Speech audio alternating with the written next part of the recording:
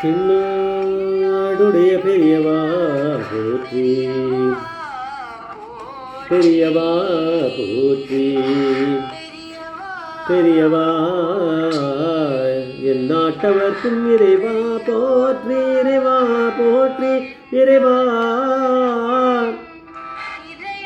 சர்வஜா சர்வவியாபிமா பெரியவா சரணம், மகா பெரியவா சரணம்,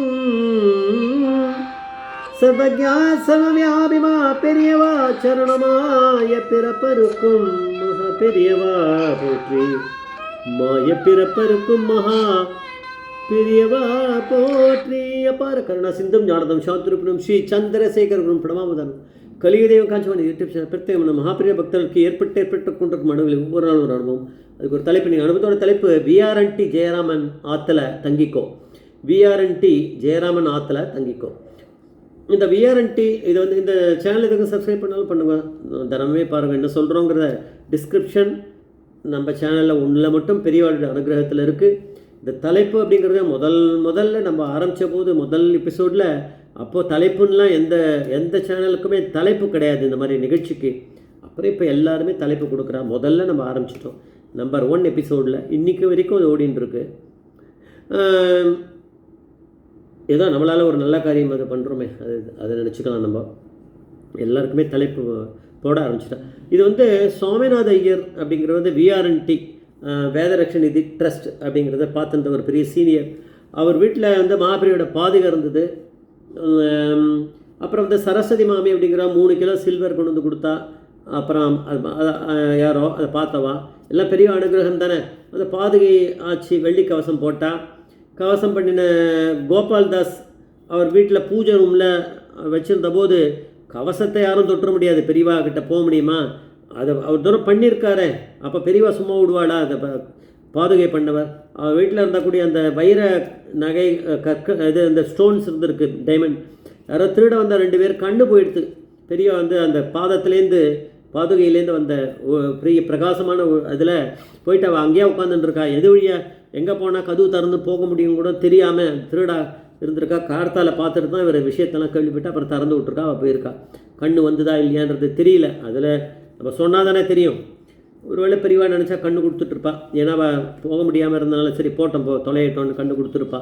பெரியவாளுக்கு அது தெரியும், நம்மளுக்கு தெரியல. அதுக்கப்புறம் வந்து பூஜை எதுவும் ஆரம்பிக்கலை, அப்படியே இருந்திருந்தது அந்த இதுக்கு பாதுகைகளுக்கு. ஒரு மகாராஷ்டிரா சேர்ந்த யாரோ ஒரு பெண்மணி வந்தாலாம். அவள் வந்து பாதுகையில் இப்படியே ஓப்பனாக நீங்கள் வச்சுருக்கலே அப்படின்னு சொன்னாலாம். ஒன்றுமே இப்படியே வைப்பா ஓப்பனா அப்படின்னா. அதுக்கு வந்து அவள் ஒன்றும் சொல்லலை. ஆனால் என்ன பண்ணால் கொஞ்சம் 2-3 நாள்லேயே ஒரு அலங்காரம் பண்ண ஒரு மரப்பெட்டி மாதிரி பண்ணி அதில் நிறைய ஸ்டோன்ஸ் எல்லாம் வச்சு ரொம்ப அழகாக அதை கொண்டு வந்து அதை ஒரு வாரத்தில் கொண்டு வந்து கொடுத்துருக்கா. சரி, அதுக்கப்புறம் வந்து ஹாஸ்பிட்டலில் வந்து இதெல்லாம் ஒன்று நடந்துருது. இப்போ எல்லாமே வந்துடுது. பெரியவா பாதுகை வந்து இந்த திருடனை துரத்தின அந்த பெரியவா வந்து பவர்ஃபுல் பாதகை இல்லையா. அதுக்கப்புறம் பெரியவா காலையே போட்டு கொடுத்துருக்கா. பெரியவாரே கேட்டிருக்கார், திருடன் துரத்தினது தெரியாதா? பெரியவா தானே அதை அனுகிரகம் பண்ணிருக்கார். பெரியவா பாதத்தில் போட்டுன்னு கொடுக்கணும்னு கேட்டபோது பெரியவா சொன்னாலாம், பாதத்தை காதில் போட்டு அந்த பாதுகை காலில் போட்டுன்னு கொடுத்தா தான் பவர்ஃபுல் நினச்சியோன்னு இருக்கார். நம்ம ஏற்கனவே வேற ஒரு அனுபவத்தில் பார்த்துருக்கோம். பெரியவாளுக்கு எப்படி தெரியும்? அது போட்டுட்டா தான் பவர்ஃபுல்லாக இல்லைனாலே பவர்ஃபுல் தானே அப்படின்னு சொல்லியிருக்கா பெரியவா அந்த மீனிங்கில். ஏன்னா திருடங்களை கண்ணு போயிருக்கேன். அதனால் இப்போ வந்து அவள் சாமிநாத இது இப்போ வந்து ஹாஸ்பிட்டல்லேருந்து சங்கரன சௌதிகள்னு இருக்கா. சங்கர சௌதிகள்னு ஹாஸ்பிட்டலில் இருக்கா. 5 பசங்க வந்து வேதம் கற்றுக்க வந்திருக்கா. அதில் சாமவேதத்தில் அஷ்டப்பிரமாணம் அவள் கற்றுன்ருக்கா. அதில் சுவாமிநாதன் ஒரு பையன், அவனுடைய அப்பாவுக்கு வந்து ஊரில் உடம்பு சரியில்லாமல் இருக்குது. இவங்ககிட்ட பணத்தை எதிர்பார்க்குறா. இவன் வந்து வேதத்தை கற்றுட்டே இருக்கான். இவங்ககிட்ட என்ன பணம் வரப்போகிறது, வரும்படி இல்லை. ட்ரீட்மெண்ட்டுக்கெல்லாம் பணம் தேவைப்படுறது. அதுக்குள்ளே அவன் கொஞ்சம் யார்கிட்டே கொஞ்சம் வைதிக காரியங்கள்லாம் பண்ணுறதுக்கான மந்திரங்கள்லாம் கற்றுன்ருக்கான். அதெல்லாம் இருக்குது சைடில். இப்போ வந்து என்ன பண்ணுறதுன்னு தெரியாமல் இருந்தபோது மகாபெரிவால காஞ்சி மடத்தில் இந்த பையன் தரிசனம் பண்ண போயிருக்கான். போகிறோம் கத்துன்றது போகிறோன்னு விட்டுட்டு இங்கே வந்துட்டான். வந்து அவனுடைய விஷயங்கள் எல்லாத்தையும் சொல்லியிருக்கான். அப்பாவுக்கு உடம்பு சரியில்லை, நான் வந்து நிறைய பூஜை விதானங்கள்லாம் நான் தெரிஞ்சுன்னு இருக்கேன் அப்படின்னு சொன்னான் நான் பெரியவா கிட்ட. பெரியவா வந்து உனக்கு வந்து பாம்பேவை பற்றி தெரியுமா அப்படின்ட்டு இருக்கா. எனக்கு அந்த பாம்பேயில் இருக்கக்கூடிய காஞ்சி மடத்தில் 1-2 சாஸ்திரிகளை எனக்கு தெரியும், நான் அவளை பார்த்துருக்கேன், எங்கேயோ அவள் ஊர்க்காரெல்லாம் எனக்கு தெரியல அப்படின்னு சொன்னான் அந்த பையன். சொன்னவொடனே நான் அங்கே போய் தங்கிக்கிறேன், எனக்கு அங்கே எதாவது வேலை இருக்கா அப்படின்னு நான். நீ வந்து அங்கே போய் காஞ்சி மடத்தில் அந்த அந்த பாம்பேயில் இருக்கிற 10 நாள் தான் மேக்ஸிமம் தங்க முடியும், அது உனக்கு தெரியாதா? அது அவனுக்கு தெரியாது பாவம், பெரியவாளுக்கு தெரிஞ்சிருக்கு. 10 நாள் தான் தங்க முடியும், அப்புறம் எங்கே தங்குவேன் அப்படின்னானா.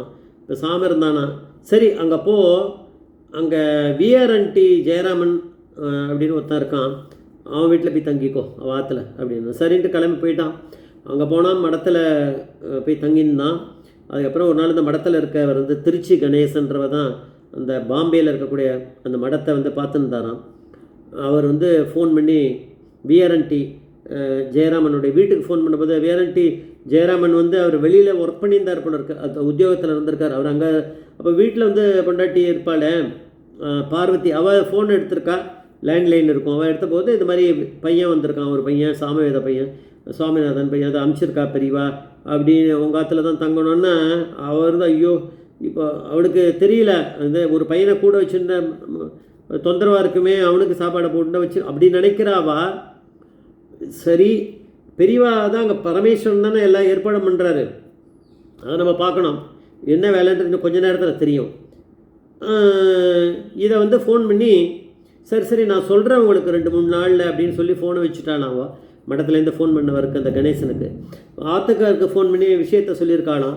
எல்லா விஷயத்த அவர் கேட்டுட்டு அவர் என்ன பண்ணுவார், சரின்னு வச்சுட்டாரான் ஃபோன். அவர் என்ன பண்ண போகிறார், நேராக மடத்துக்கு வந்தார். அங்கே பம்பையில் இருக்குவாதான்வா. போய் மடத்தில் போயிட்டு அந்த இதுலேருந்து அந்த பையனை கூட்டிகிட்டு நேராக காரில் வீட்டுக்கே வந்துட்டாராம். அது என்ன இதுன்னு கேட்டால், வரட்டமே இந்த பையனுக்கு எல்லாம் பூஜை இதெல்லாம் தெரிஞ்சிருக்கு, நான் போனேன், நான் பார்த்தேன், பேசினேன், இவன் நம்ம பாதுகை வெறுமைதானே இருக்குது பூஜை பண்ணுறதுக்கு விடலாமே. அப்போ பார்த்தா பெரியவா பாதுகையை கொடுத்துருக்கா. அந்த சுவாமிநாதையர் அவர் வந்து அவர் பையன்கிட்ட போகும்போது அவர் பாதுகை வேலை கொடுத்துட்டாரு ஜெயராமனுக்கு. அதுக்கப்புறம் அதுக்கு யாரும் வெள்ளி கவசத்துக்கு பண்ணுறதுக்கு இப்போ 3 கிலோ வெள்ளி கொடுத்துருக்கா. அதுக்கப்புறம் பெரியவா கிட்ட போய் இது பண்ணி வந்திருக்கா. திருடனை துரத்தி விட்ருக்கார் பெரியவா. எவ்வளோலாம் விஷயங்கள் நடந்திருக்கா. அப்புறம் பூஜை பண்ணாமல் வச்சுருந்தா விட்டுருவாளா பெரியவா. அப்புறம் அந்த சாமவேத பையனை இங்கே அனுப்பிச்சிருக்கா. அந்த பையனுக்கு அவள் அப்பாவுக்கு உடம்பு சரியில்லதுக்கு அப்புறம் அவள் கொடுக்குற பணத்தை வச்சு அவன் அனுப்பிச்சு அந்த ஊருக்கு போய் அவள் அப்பாவுக்கு அது கொஞ்சம் உபயோகமாக இருந்திருக்கு மெடிக்கல் செலவுக்கு. பெரியவா பரமேஸ்வரன் ஜெய ஜெயசங்கரேஸ்வரன் மாப்பிரிய பாதேஸ்வரன் மாப்பிரிய பாதேஸ்வரன்.